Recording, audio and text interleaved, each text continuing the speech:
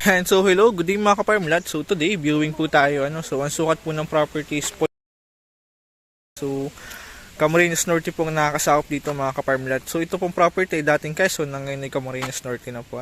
So bali ito po yung barangay road mga ka-farmlat, and then ito po yung property and then so bali ito po yung right of way natin. Ayan. So ito po yung barangay cemented road. And then ito po yung property. So mula barangay cemented road mga ka-farmlat, estimated po natin is 50 meters. So mula sa barangay road yung property. So bali ito pong nilalakaran natin ay yung right of way ng property. Ayan, so pasok naman po ang 4 wheels dito mga ka-farmlat, and then ayan lang po yung property. Ayan, so pasok po ang 4 wheels dito, not now kasi need pa nating kumbaga medyo i-develop na konti, or kayo din pa ng backhoe. Ayan. So ang pwede natin gawin mga ka-farmlat is pwede natin yung tambakan ng graba. Kahit di natin simentohin, kasi pag sinemented natin yan, unang-una magastos. Kahit tambakan lang natin ng graba. Ayan, so ito na po yung property mga ka-farmlat. Ayan, naglakad lang tayo ng almost, wala pa nga po itong 50, mga 30 meters lang, pero mga 30 to 40, 50 meters. Ayan, ang distansya sa barangay cemented road. So bali ito po yung right of way niya mga ka-farmlat. And then ito pong nyug na to, so sakop na po yung property. Ito na po yung property mga ka-farmlat. Ayan, so reviewing po natin. Ayan. So ito mga ka-farmlat, mula National Highway is nag-drive tayo ng 3 minutes. So mula National po is 3 to 5 minutes drive papasok ng barangay road. Ayan, so napakalapit lang po nito sa National Highway. And then sa town proper naman po is magdadrive tayo ng around 30 to 40 minutes. Ayan, so napakaganda po ito mga ka-farmlat. Platted siya, mga 70% flatland po ito. Ayan, so ito medyo bakante lang mga ka-farmlat. So pwede natin yung taniman ng fruit bearing trees, kakao, santol, lansones, rambutan. So marami tayong pwedeng gawin sa property. Ayan, so ito po yung kalawakan ng property niya. Almost 70% po mga ka-farmlat. Platted po itong area na to. Ayan. So iikutin natin. So ang kagandahan dito mga ka-farmlat, yung nyug niya is takaran pa lang, kababaan pa. Ayan, so yun po ang kagandahan sa kanya. Ito halos puno po ito ng nyug, itong part na to. Ayan, tamang-tama po ito kung ang hanap may retirement plan. Ayan, so mga naghahanap po ng retirement dyan, kahit all this na, pwede sa property. Kasi pagbaba mo ng sasakyan, 30 to 40 meters lang property na. So ang good thing po dyan, tambakan lang natin yung right of way. So pasok na pasok po ang 4 wheels. Kaya pagbaba mo ng sasakyan, property mo na. So no need natin maglakad ng mahaba. Ayan, napakaganda po nito. At kung mahilig ka mag-alaga ng hayop, baka, baboy, kambing, so babakuran lang po natin yung property paikot. So ang kaganda dito mga ka-farmlat, may bakod na po yung property. Ayan, so yun lang mga ka-farmlat, ang bakod niya is yung mga hardwood. So pwede natin ilagay ng barbwire. Ayan, para pwede kang mag-alaga ng baka, kambing, kahit alapasan mo yun sa property, hindi yan mawawala, kumbaga hindi liliban. Kasi sa lugar naman po na ito, so wala po dito magnanakaw. Kaya ako nasabi kasi almost dikit-dikit po ang kampo ng sundalo dyan. Ayan, kaya mababait po ang tao dito. Ayan, so kaya no worries po sa mga NPA. So sa akin, wala naman na pong NPA. Wala na rin na babalitaan. And then, pero para din po may assurance kayo. So bali 3 kampo po na sundalo ang nandito. So sunod-sunod. And then pagpasok mo pa lang po ng Camarines Norte, bali 3 kampo na rin po na sundalo ang checkpoint yan. So may pulis, may sundalo. Kaya wala pong pugi dito, wala maglalakas loob. Yan, bali batalyon po ang naan dyan. So daan sundalo po ang naan dyan. Ayan, so napakaganda po nito mga ka-farmlat. And then yung property po, hindi ganun kalinis. Kumbaga yan, may damo-damo siya, pero mabilis lang po yan. Pero malinis din naman po yung property, kasi kitang-kita mo yung buong property mo, unlike napupunta kasi isang property na hindi mo alam kung saan ang kantuhan. So ito, kitang-kita mo ang kantuhan mga ka-farmlat dahil flat lang yung property. Ayan, so bali yung madamo na yan.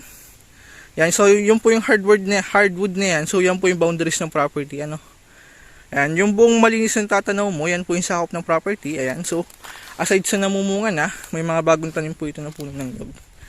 Ayan, so uliin natin. Ayan, halos takaran pa po ito. Ayan, ang guting dito mga ka-farm lot, tasik po ito mamunga, ano? So bagong harvest lang po sila. Ayan. Ganda. Ayan, so ang dating tanim po nito mga ka-farm lot is dalandan or daranghita, kung familiar po kayo. Halos puno po ito dati. Yun nga lang po, nung humina ang bentahan, kinumbert nila sa nyug, ano.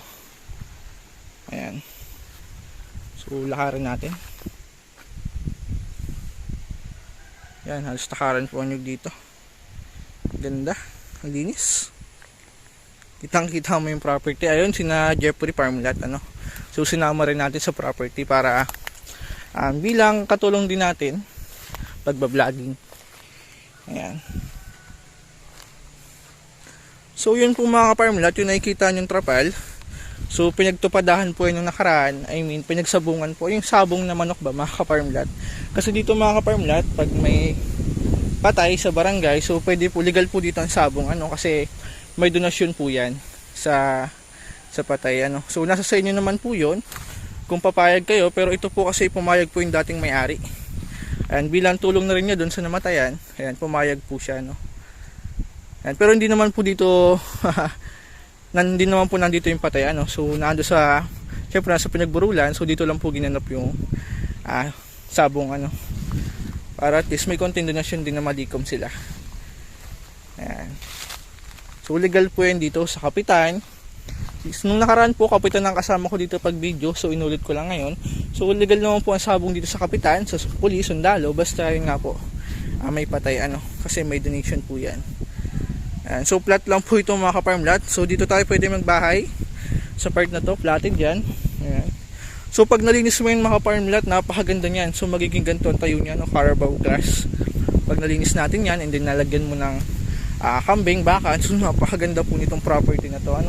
And then kahit dito pwede mong ipasok yung 4x4 mo mga ka-farm lot. So i-develop lang natin yung right of way. Ayan. Oh, dala yan pag ganun. Abot pa doon yung nyugan na tatanaw mo, dala yun. Ayan, si Rakitera maglulupa, vlogger din po yan. So yun mga ka-farm lot, balisa pa po yung boundaries niya, kaya wala tayong kakaligawan. And then ayun, may nasakop din po ito na bamboo, yung puno ng kawayan. Kaya kung plano mo magawa ng kubo or house, so nunid na po natin bumuli ng kawayan, ano, sa iba, kasi may kawayan na tayo sa loob ng property. Ayan, so ito po yung farm lot mo. Ayan, napaka ganda po nito mga ka-farm lot. And then may nasakop po siya dito. So mahaba po ito kasi yung property mga ka-farm lot is pahaba siya, ano. Ayan, so bye-bye natin. Ito puro hardwood, ano. So wala itong gasin tanim itong part na to. Kaya nabanggit ko kanina, yan yung pwede natin taniman ng kakao, lansones, rambutan. So yun mga ka-farm lot ay dating tubigan. Ayan, so dating rice land siya na nga, hindi na nag-ooperate. So malit lang po yung portion na yan, ano. Ayan, so napakaganda po ng part na yun. Ganda. Ayan, so marami din po siyang hardwood, eh. Ayan, so pwede natin linisin yan. Palitan natin ng fruit bearing trees, ano. Ayan, napakaganda po nito. Ito mga ka-farm lot ay maganda, hindi sa sinasabi ko lang, kasi pag na-viewing nyo yung property, maganda naman po talaga. Kung ano yung nakita nyo sa video, ganun din po kaganda yun sa personal, ano. At mas maganda pa sa personal. Ayan.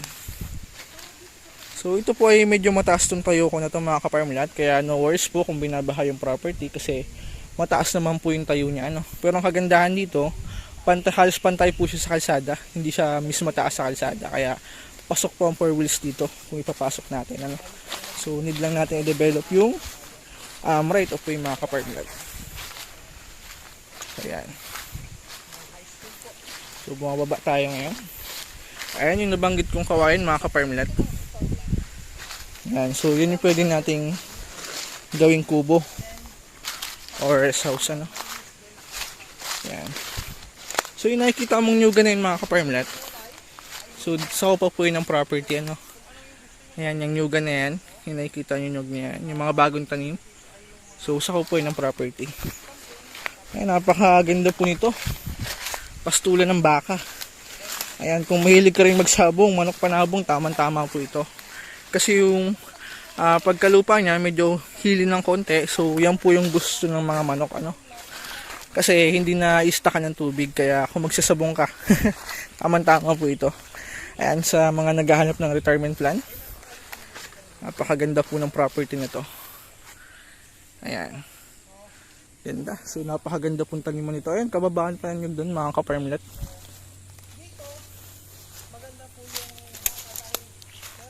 Yun, si Jeffrey nagsasalita. Ayan, ganda. Ito po yung dating rice land mga ka-farmlet, na sa ngayon hindi nag-ooperate, pero pwede natin buhayin yun, ano. Pwede ulit natin yung buhayin. Ayan. Or pwede rin natin i-convert sa fish pond, kasi matubig po itong area na ito mga ka-farmlet. Ayan, so pwede natin yung gawa ng fish pond. Kung mahilig ka mag-alaga ng isda, pwede natin alagaan ng dalag, tilapia, ano. So yan yung pwede natin gawin. Ito pong nyugan na nakikita nyo mga ka-farmlet, ay isa ko pa po yun ng property, ano. Yan, tapos ito. So ang kagandahan yun mga ka-farmlet, takaran pa yung nyug niya, ano. Pero ang good thing po doon, namumunga na. Yan, napakaganda po nito. Yun, mga kawayan. So creek po yun mga ka-farmlet. Kaya good po ito for livestock, kasi may source na ng tubig, ano. Yan, so punta tayo doon. Ayan mga ka-farmlet, ang good thing dito mga ka-farmlet, wala kang kakaligawin sa property mo, ano. Kasi yung nakikita mong malinis, so yan po yung property. Ayan, bali ito po yung boundaries nila. Ayan, yung malinis na nakikita mo mga ka-farmlet, so yan po yung property. Ayan, so well maintained po yan. Malinis yung property mga ka-farmlet. Maintain po nila dito na hindi tumaas yung damo, ano. Kaya napakaganda po ng property na to. Ayan. So lalakarin natin. Yan, ganda. Hindi ako nang bubula mga ka-farmlet, ha. So maganda po talaga yung property. Ayan, kung mapapansin nyo mga ka-farmlet, itong left side, yung medyo madamo, so yan po yung boundaries ng property, ano. So ito nakikita mong malinis na to, ito po yung sakop ng property. Ayan. So takaran po nyo dito. Dahil may puno din ng mangga mga ka-farmlet. Ayan. So dati po itong darang hitahan na kinonvert nila sa coconut tree, kasi nung humina ang bentahan ng darang hita, so kiniliring po nila, nataniman nila ng nyug, kaya kababaan pa. Yan, ganda. So flatland po ito, itong ibabaw na to. Yan, halos takaran yung nyug. Ganda. Yan, so ganda mga ka-farmlet. Almost platted po ito. Yan, pag nandito ka, napakagandang magtayo dito ng kubo or rest house, kasi mahangin. And then aside doon, kita mo po yung property mo sa part, pag nandito ka sa part na to. Yan, ganda po. Ayan, nyug na yan mga ka-farmlet, yung nakikita mong nyug na yan. So sakupay ng property, ano. Hindi, ito po yung boundaries niya. Yan. Ito, ibali yan po yung boundary niya, ano. Ayan, ang ganda.